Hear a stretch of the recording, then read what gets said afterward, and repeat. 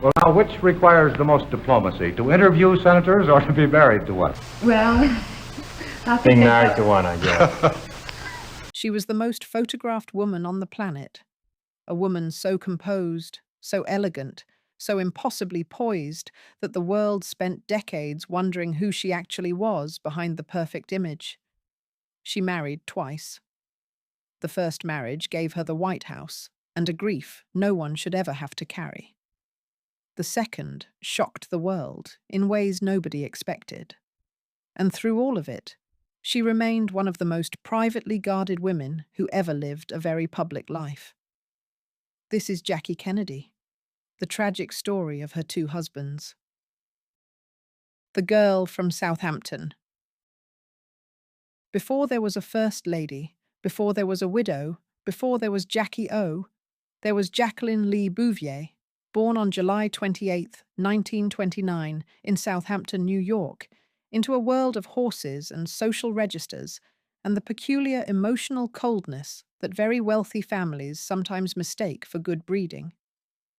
Her father, John Vernou, Black Jack, Bouvier III, was a stockbroker of French Catholic descent, dashing, unreliable, and an alcoholic whose charm made him wildly popular at parties and genuinely difficult to depend on at home. He was also, by most accounts, the parent Jackie was more deeply attached to, which made the divorce and his subsequent decline all the more painful.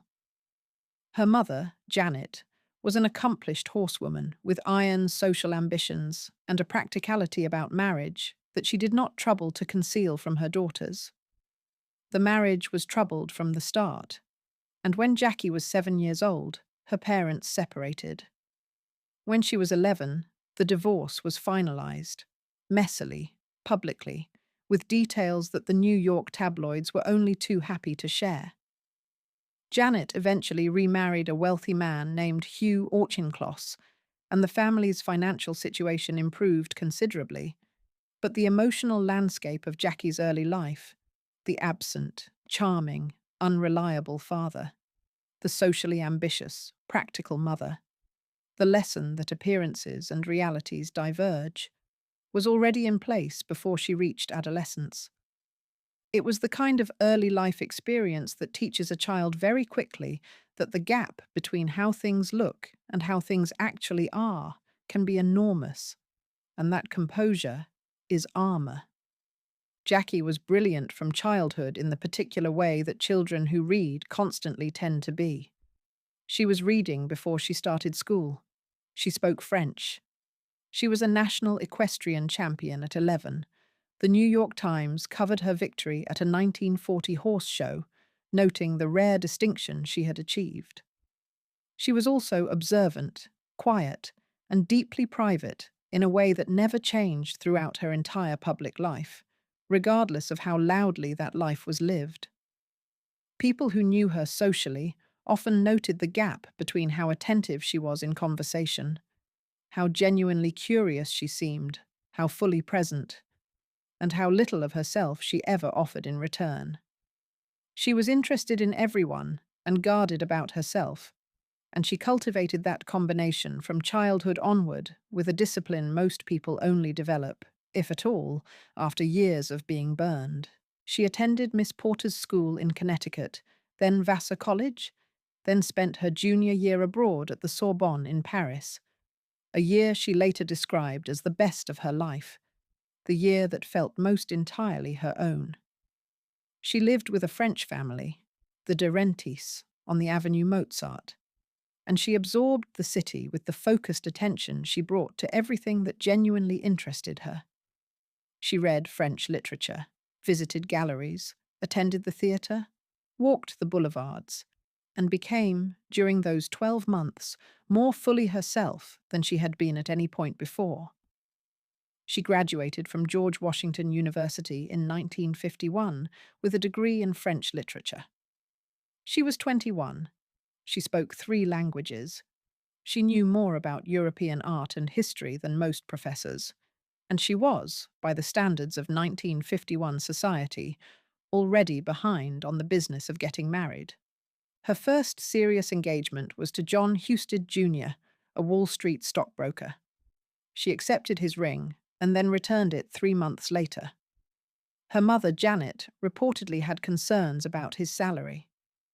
Jackie's own assessment, shared privately, was that he was simply not the right fit, a judgment she reached quickly and acted on without particular hesitation.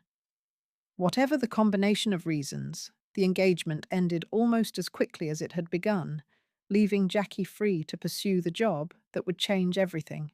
By the fall of 1951, she was working as an inquiring camera girl for the Washington Times-Herald, a real job held by a woman who had beaten out over 1,000 applicants for it, doing street-level interviews with ordinary people on the questions of the day.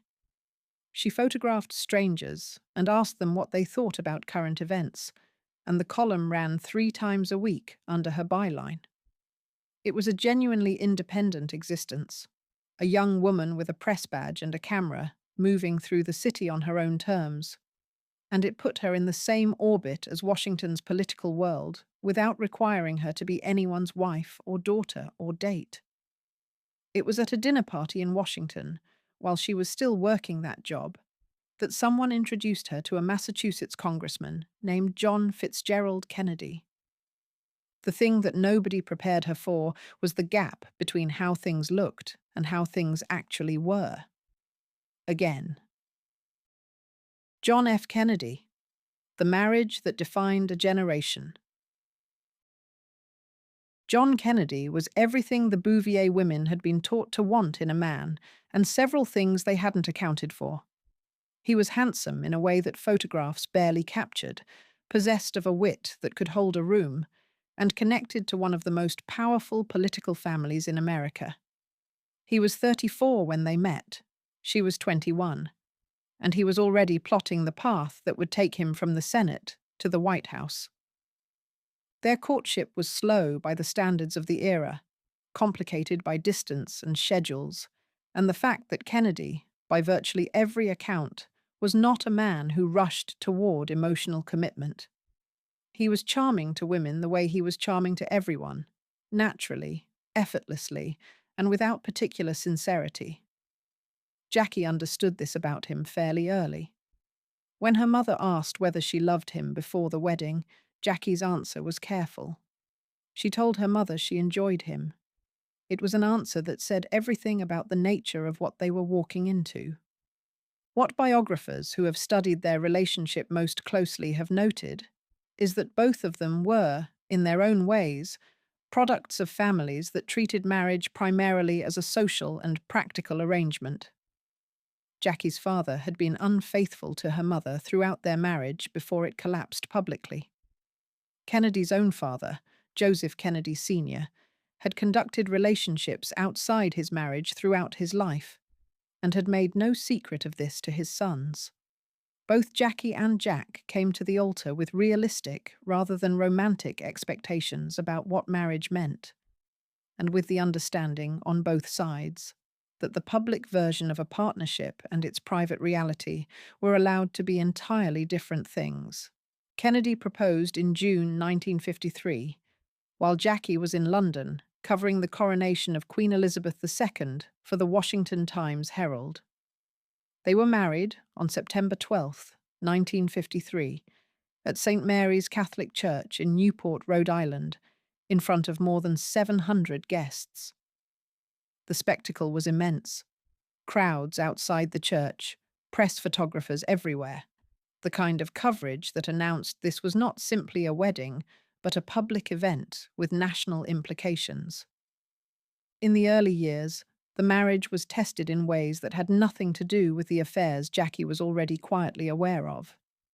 Kennedy's back problems, a legacy of his football years at Harvard and his injuries during the Second World War when his PT boat was rammed by a Japanese destroyer, were debilitating.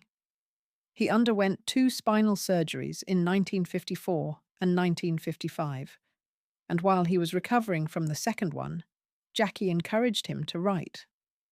The result was Profiles in Courage, a study of 8 U.S. senators who had risked their careers for their convictions. It won the Pulitzer Prize for biography in 1957.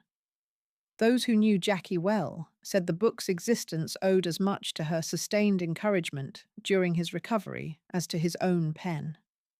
But the marriage contained private sorrows that the public knew nothing about. She suffered a miscarriage in the early years. In 1956, she delivered a stillborn daughter they had planned to name Arabella, a loss so devastating that Kennedy was away on vacation in the Mediterranean when it happened and did not return.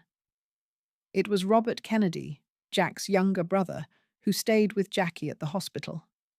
That fact, that Bobby, not Jack, was the one who came, said something that neither of them ever quite said out loud about the nature of the marriage.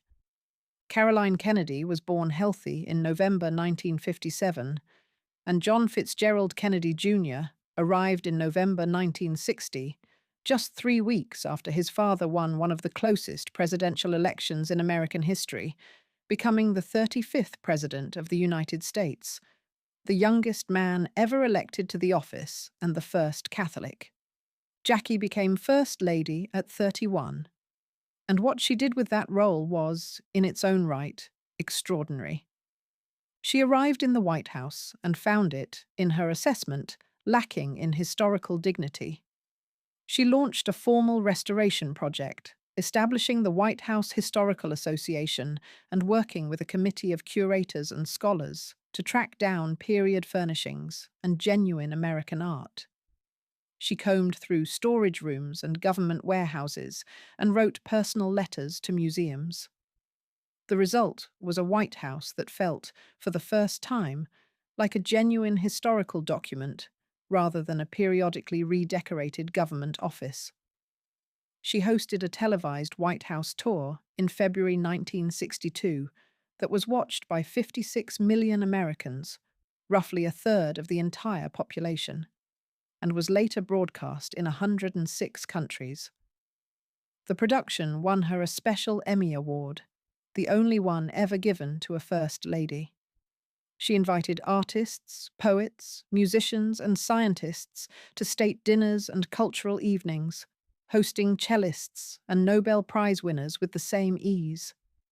She spoke French to de Gaulle, and President Kennedy joked that he was simply the man who had accompanied Jacqueline Kennedy to Paris. He meant it as a compliment. Her fashion became its own language.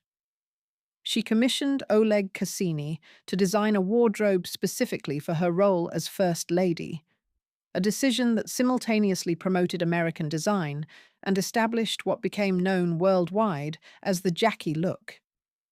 She spent more on clothes in 1961 than her husband's annual presidential salary of $100,000, a fact that caused some friction, but produced a global fashion influence that no amount of official diplomacy could have matched. She was also learning, in those same years, to contain everything privately that she could not afford to show publicly. Kennedy's affairs were not a secret to her, and they were not conducted with any particular discretion. Among those he was linked to were Marilyn Monroe, White House intern Mimi Alford, and various others whose names have entered the historical record through memoirs and declassified files. Jackie knew. The question she appeared to have settled for herself early on was not whether to tolerate the situation, but how. And the answer she arrived at was to remain composed, remain engaged in her own work, and give the public the image of a marriage that the political project required, regardless of what the private reality contained. Kennedy's affairs were a feature of the marriage she had accepted at 24, and she managed them with a control that was, in its own way, another form of extraordinary performance. In the summer of 1963, she became pregnant again. On August 7th, their son, Patrick Bouvier Kennedy, was born 5 weeks prematurely. He lived for 2 days. She and Kennedy had been photographed happy together at Hyannis Port just weeks before Patrick's birth, and those photographs, the last relaxed ones ever taken of them as a couple, carry a weight now that nobody in them knew was coming. After Patrick's death, Jackie went to Greece to recuperate on Aristotle Onassis's yacht at the invitation of her sister Lee. Kennedy went about his work. And in November, Jackie agreed to accompany him on a political trip to Texas, a state where Democratic Party tensions needed smoothing. It was one of the infrequent political appearances she made, and she made it because Kennedy asked her to, and because she was, by this point, closer to him than she had been at any earlier point in their decade of marriage. They landed at Dallas Love Field on November 22nd, 1963. The sky was clear. The crowds at the airport were warm and enthusiastic. Jackie was wearing the pink Chanel suit, a choice she had made that morning, pleased with how it looked, pleased with the reception the Texas crowds were giving them. Governor John Connally and his wife Nellie rode in the same open Lincoln Continental convertible. Nellie Connally told the president, as the motorcade moved through the cheering streets, that nobody could say Dallas didn't love him. At 12:30 in the afternoon, as the motorcade moved through Dealey Plaza, shots were fired from the Texas School Book Depository by Lee Harvey Oswald, a former U.S. Marine who had defected to the Soviet Union and returned to America. 2 bullets struck the president. The motorcade rushed to Parkland Memorial Hospital. At 1 p.m., President John F. Kennedy was pronounced dead. He was 46 years old. Secret Service agent Clint Hill, who had run from the follow-up car and climbed onto the back of the limousine in the immediate seconds after the shots, later described Jackie's composure throughout the drive to the hospital as something he had never witnessed in anyone before or since.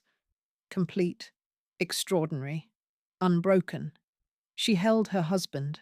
She did not scream. She was entirely present in the most catastrophic moment imaginable. 99 minutes after the shooting, Jacqueline Kennedy stood aboard Air Force One in her blood-stained pink Chanel suit, her face composed into an expression that millions of people would look at for the rest of their lives and never quite be able to define, as Lyndon Baines Johnson took the oath of office. The new president's wife, Lady Bird Johnson, stood to his left. Jackie stood to his right. She did not change the suit. She said, with a directness that carried its own kind of message, that she wanted them to see what they had done. The widow and the myth she built. The week that followed the assassination was one of the most extraordinary acts of public leadership in modern American history, and Jacqueline Kennedy was at the center of all of it. And she did it while carrying a grief that was private in ways the public cameras could never reach. She oversaw every detail of the funeral with a precision that astonished everyone around her. She had the White House staff research the specifics of Abraham Lincoln's state funeral from a century before and used them as the template for her husband's.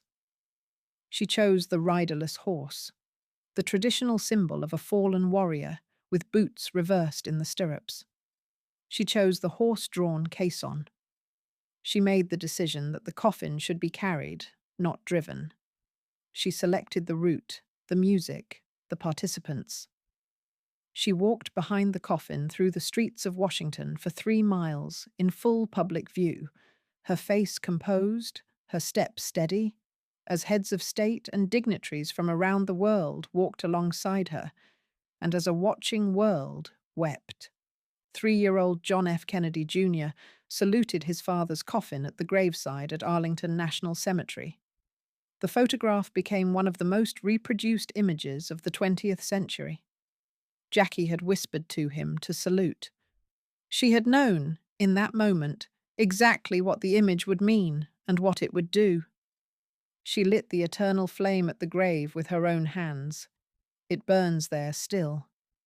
Then she gave a private interview to the journalist Theodore H. White of Life magazine, in which she introduced the word that would define her husband's presidency forever. She described Camelot, the legendary court of King Arthur, specifically referencing a lyric from the Lerner and Loewe musical, as the image she wanted attached to the Kennedy White House. She said there would be great presidents again, but there would never be another Camelot. It was a deliberate act of historical framing, conducted in grief, by someone who understood intuitively how the public imagination works and what would need to be done to protect what her husband had stood for. White himself later acknowledged it as a misreading of history in strict political terms. But as an act of storytelling and image-making, it worked beyond anything that a public relations campaign could have produced. She moved with Caroline and John to New York City, eventually settling into a 15-room apartment at 1040 Fifth Avenue on the Upper East Side of Manhattan, in one of the most recognizable residential buildings in the world. The address was both a refuge and a trap. It was private enough to provide some buffer from the worst of the attention, but public enough that photographers knew exactly where to wait. She tried to build a private life in the most public city in the world. The Secret Service agents who still accompanied her were a constant reminder of what she had lost and what she now had to carry as a consequence of it. The letters and flowers and mourning gestures from around the world had been overwhelming in their volume and were touching in their intention. But they were also a form of prison, a reminder that she existed in the public mind, primarily as a symbol of something, and that what she was as a person was considerably harder to access through that symbol than she would have liked. She wore dark glasses. She took long walks. She visited art galleries and took her children to museums and read everything she could get hold of and attended the theatre and the ballet. She was a woman with an extraordinary inner life and almost no sanctioned outlet for it, living inside a legend that had been partly her own creation and that now largely operated on its own momentum. In the years between the assassination and what came next, she leaned heavily on Robert Kennedy, the brother-in-law who had always been more present than her husband in the private crises of the marriage, who had become a surrogate father to Caroline and John, who shared her grief over Dallas in a way that nobody who had not been inside the Kennedy family could quite replicate. When Robert launched his campaign for the U.S. Senate from New York in 1964, she supported him fully. When pressure built for him to run for president in 1968, she played a role in his decision to enter the race, encouraging him to try, despite her private fears about his safety that she later said had been constant throughout that campaign. Then, on June 5, 1968, Sirhan shot Robert Kennedy at the Ambassador Hotel in Los Angeles, moments after he had delivered his victory speech following the California Democratic presidential primary. Robert Kennedy died the following day. He was 42 years old. The grief Jackie had been carrying since November 1963 had just doubled, and the calculation she made immediately afterward was one that shocked the entire world. She told people directly, with an openness she rarely permitted herself, that she did not feel safe in the United States any longer. She said openly that this country had killed 2 Kennedys and that she needed to get her children out. The fear was real, not irrational, not performative. It was the response of a woman who had been sitting 3 feet from her husband when he was shot and who had now watched her brother-in-law follow him. The man she had already been in contact with, one who could offer her an island, a private security force, and protection from exactly the kind of exposure that terrified her, was waiting. Aristotle Onassis, the marriage that shocked a nation. Aristotle Socrates. Onassis was 62 years old, famously wealthy, and as far from the ideal of Camelot as a person could get. He had been born in Smyrna, in what is now Turkey, to a Greek family, and had made himself, through a combination of remarkable commercial instinct and absolute ruthlessness, the owner of the largest privately held fleet of ships in the world.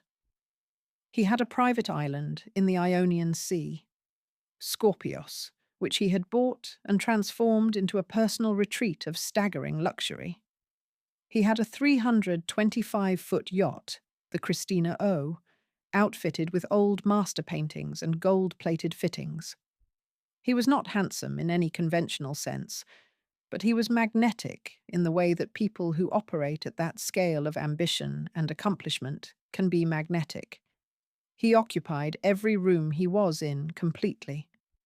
Jackie had known him for years. He had been close to her sister Lee. He had offered Jackie the use of his yacht after Patrick's death in the summer of 1963, and the two had spent time together in that period. He had been quietly and persistently in her orbit for some time. On October 20th, 1968, they married on Scorpios. The ceremony was private, small, island, Greek Orthodox. The announcement to the press was not. The reaction in the United States was volcanic. Newspapers that had spent 5 years treating Jacqueline Kennedy as a sacred figure of national mourning now turned on her with a disbelief and anger that had its own particular edge. The West German newspaper Bild headlined it, "America has lost a saint." The tabloids were considerably less reverent. The Catholic Church raised questions about whether she risked excommunication for marrying a divorced man, though Boston's Cardinal Cushing dismissed those concerns explicitly as nonsense. She lost her Secret Service protection, that protection being the legal right of the widow of a president, and one she forfeited by remarrying. She became the target of paparazzi in a new and more relentless way, earning the nickname Jackie O. She would spend years engaged in legal battles to establish the right to some portion of private life, eventually taking one photographer, Ron Galella, to court and securing an injunction requiring him to stay a minimum of 25 feet from her at all times. Later renegotiated to 50 feet after he violated the original order repeatedly. The marriage was not, by any account, a conventional romance. Onassis had been deeply in love for years with the opera singer Maria Callas, one of the great voices of the 20th century and one of its great dramatic personalities. A relationship he did not end cleanly when he married Jackie, and which continued, in various forms, alongside the marriage for some time. Callas reportedly said privately that she had expected Onassis to marry her eventually, and that the Jackie announcement had been a profound shock. The press tracked the triangulation with enthusiasm it rarely had to manufacture. Onassis's children from his previous marriage, Alexander and Christina, were openly hostile to their new stepmother and never became anything other than that. Christina, in particular, regarded Jackie with suspicion, bordering on contempt, referring to her privately in terms that made clear she considered the marriage a transaction rather than a love story. Their relationship never improved, and the settlement negotiations after Aristotle's death were accordingly difficult. The prenuptial agreement that Jackie had signed was reported to have been extraordinarily detailed, covering everything from minimum time spent together on Scorpios per month to specific financial provisions for every conceivable circumstance, including provisions in case of divorce and separate financial arrangements for her children. But Jackie had not married Onassis for romance in the conventional sense. She had married him for security, for privacy, for the ability to put ocean between herself and the country where the men she loved kept being killed, and for the financial independence that would allow her to raise her children without the constant vulnerability of depending on the Kennedy family's goodwill and forbearance. Those were real and reasonable motivations, and people who understood what the previous 5 years had been like for her tended to understand the decision, even if they didn't like it. The grief and the fear she carried were not performances. They were the product of specific events, and she had every right to protect herself from the conditions that had produced them. She spent time on Scorpios and aboard the Christina O. She travelled. She decorated the island homes with her characteristic taste. She was photographed by paparazzi on beach and in port and in restaurants, and those photographs, Jackie O in large dark glasses and a caftan on a sun-drenched Ionian island, became their own visual language, separate from and yet connected to the pink suit and the Arlington flame and the Camelot interview. She was always playing two games simultaneously, the life she was actually living and the image she was managing, and she was simultaneously very good at both. The marriage contained genuine difficulties.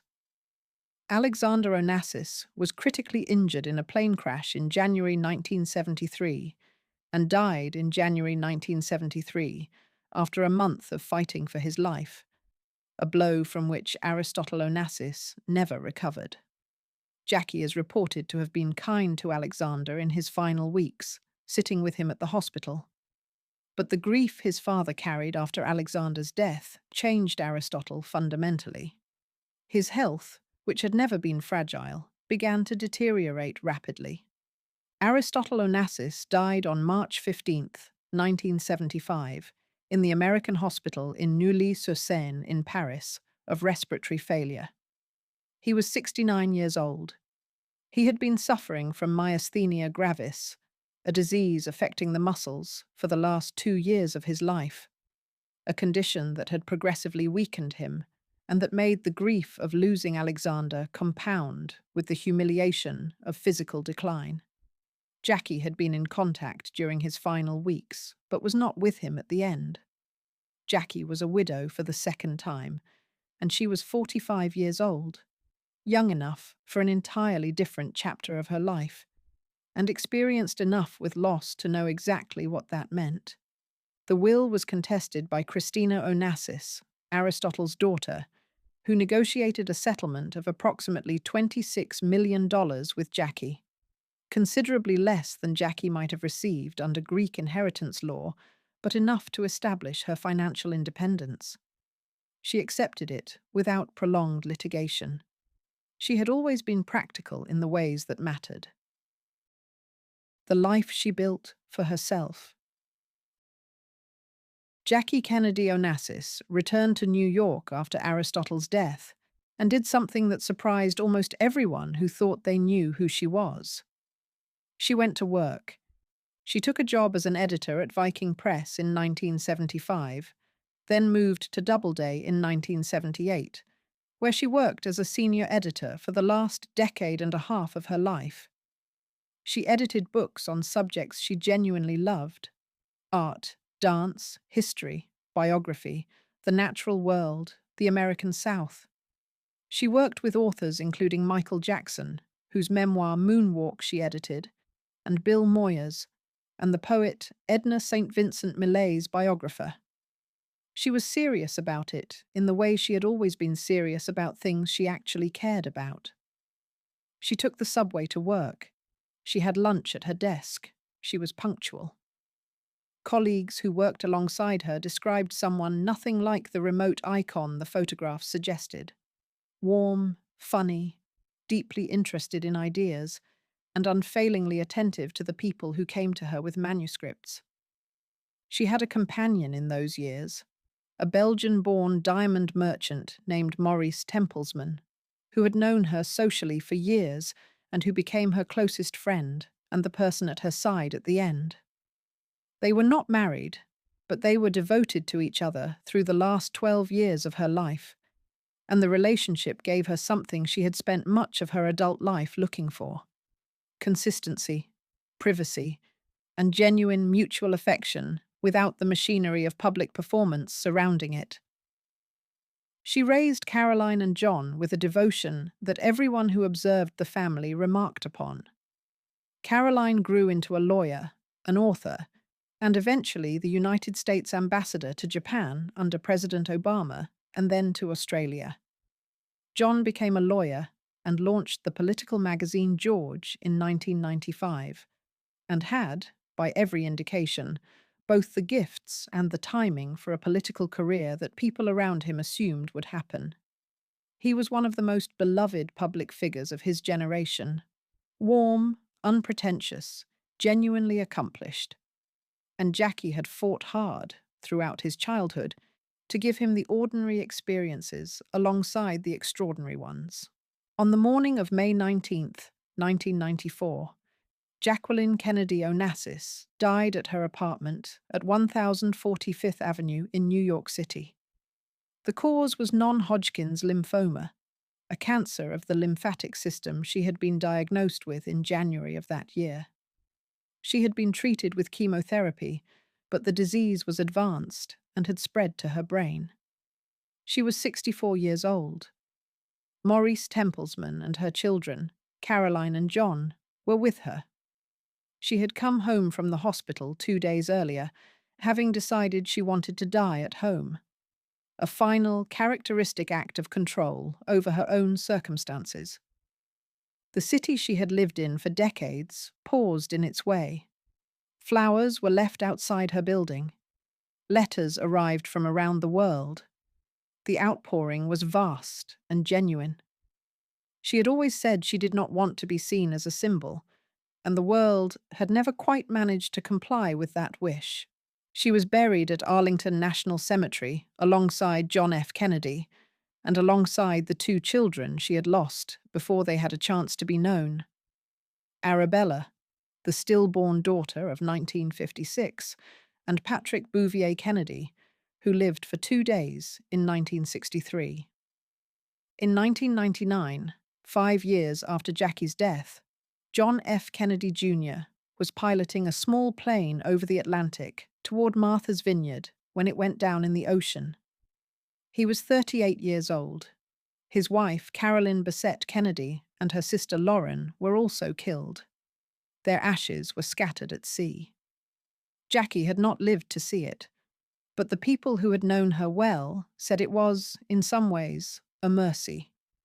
That she had feared for her children's safety their entire lives, had structured every decision about their upbringing around protecting them, and that losing John the way the family had lost so many others would have been something she might not have recovered from. The Kennedy story is, in the end, a story about the price of a particular kind of greatness. The family had occupied the very center of American public life for decades, and the exposure that came with that position had exacted a cost that is almost impossible to fully account for. Jackie understood that cost better than almost anyone, because she was the one who had been sitting closest when it arrived. What she carried and what she left. Jacqueline Kennedy Onassis lived 64 years and spent nearly all of them being observed by people who believed they understood her and who were nearly always, by her own deliberate management of what was visible, seeing exactly what she chose to show them. 2 husbands, 2 very different men. The first had given her a position of world historical significance that she had filled with genuine distinction and then lost in the most violent, public, incomprehensible way imaginable, while sitting 3 feet away. The second had given her what she needed to survive the aftermath: security, distance, and financial independence, and had died, leaving her to figure out, at 45, what she actually wanted from the portion of her life that was going to be lived on her own terms.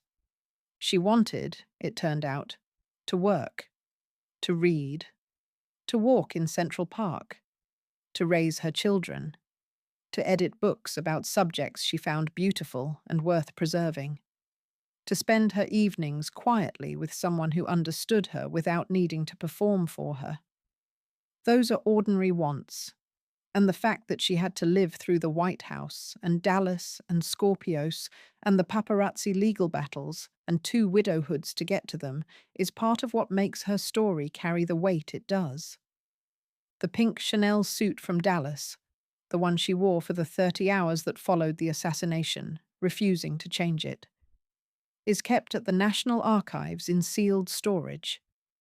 Under the terms of a deed of gift, it will not be displayed publicly until 2103, 100 years after it was last worn. The suit that became the symbol of an entire country's grief is, by the deliberate decision of the Kennedy family, something the current generation of Americans will never see in person. That detail is very Jackie. Keep the most important thing back. Control the image until you're no longer here to care about it. show people what serves the moment, and protect everything else. She did that her entire life. She was extraordinarily good at it. And the fact that the world is still trying to fully see her, still writing books, still producing films, still debating who she really was behind the composure, is the lasting evidence of how completely she succeeded. If you enjoyed this video, please like and subscribe to our channel so you never miss out on more fascinating stories.